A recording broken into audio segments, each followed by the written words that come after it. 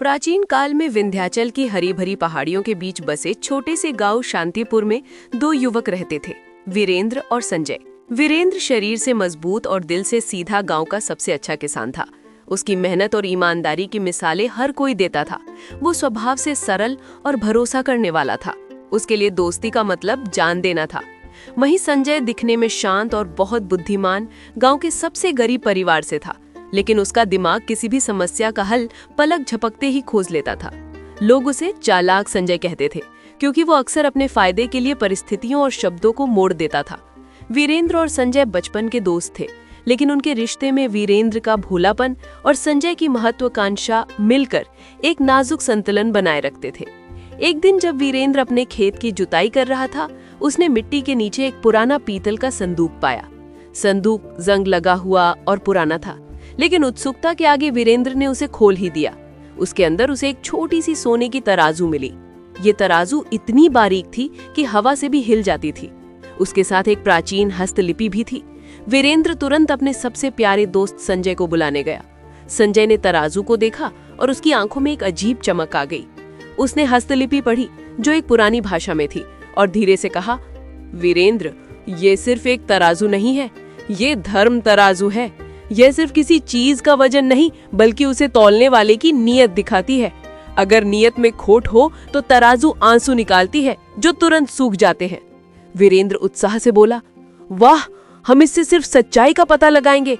ये हमारे गांव के लिए वरदान है। संजय ने मुस्कुरान छिपाते हुए कहा, हाँ दोस्त, ये वरदान है, अगर सही तरीके से इस्तेमाल किया जाए। संजय के मन में तुरंत तराजू को अपनी गरीबी मिटाने के लिए इस्तेमाल करने की योजना बन गई।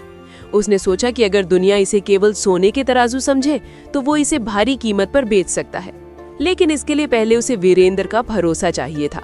संजय ने कहा, देखो वीरेंद्र, इस रहस्य को सिर्फ हम दोनों तक रखना होगा। अगर ये बात गांव में फैल गई तो डाकू और लुटेरे हमारी चैन छीन लेंगे।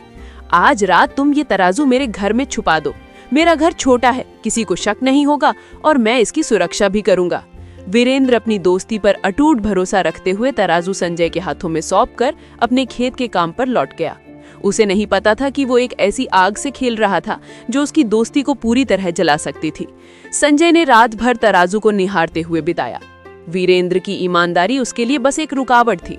उसने योजना बनाई कि वो तराजू को अमीरी का साधन बनाएगा और वीरेंद्र के भरोसे का इस्तेमाल कर खुद को लाभान्वित करेगा। अगले दिन सुबह संजय गांव के मुख्य व्यापारिक मार्ग पर गया। वहां उसकी मुलाकात सेठ धनपाल से हुई, जो पड़ोसी राज्य का लालची लेकिन धनी व्यापारी था।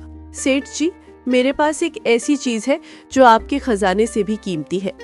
ये दिव्य तराजू सिर्फ सोने की नहीं, बल्कि सच्चाई की भी परख करती है।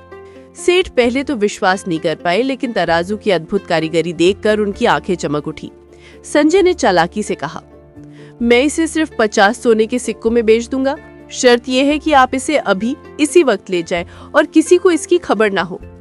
लालच ने सेठ की बुद्धि को दबा दिया और उन्होंने तुरंत 50 सोने के सिक्के दिए। संजय अब अमीर बन चुका था, लेकिन वो जानता था कि अगर वीरेंद्र को पता चला तो सब खत्म हो जाएगा। संजय ने उसी शाम नाटक शुरू किया। उसने अलमारी का दरवाजा तोड़ दिया, सामान बिखेर दिया और जोर जोर से रोने लगा। वीरेंद्र दौड़कर पहुंचा और घबरा कर पूछा, क्या हुआ संजय, ये सब क्या है? संजय ने रोते हुए जवाब दिया, वीरेंद्र, सब तबाह हो गया। दोपहर में किसी चोर ने मेरे घर का दरवाजा तोड़ दिया और उसने सोने की तराजू चुरा ली। वीरेंद्र के पैरों तले जमीन खिसक गई। संजय ने आरोप लगाया कि ये गांव का कोई अंदरूनी आदमी ही कर सकता है और धीरे ही सही वीरेंद्र की ओर इशारा कर दिया। उसने कहा, तुम्हें छोड़कर कौन जानता था? वीरेंद्र सदमे में आ गया। संजय ने अंतिम चाल चली और कहा, हो सकता है कि तुम लालच में आ गए हो और इसे बेच दिया हो। गांव वालों की भीड़ जमा हो गई। वीरेंद्र ने कसम खाई कि उसने ऐसा नहीं किया, लेकिन गांव वालों की आंखों में शक था। गांव का मुखिया वीरेंद्र को गांव से निकालने का फैसला कर दिया। टूटा हुआ वीरेंद्र उस रात गांव छोड़कर चला गया। कुछ दिनों बाद वीरेंद्र एक छोटे से ढाबे पर रुका। वहां उसने व्यापारियों की बातचीत सुनी कि सेठ धनपाल ने अद्भुत तराजू खरीदी है। वीरेंद्र को तुरंत समझ आया कि ये वही धर्म तराजू है जिसे संजय ने बेचा था। वीरेंद्र ने योजना बनाई।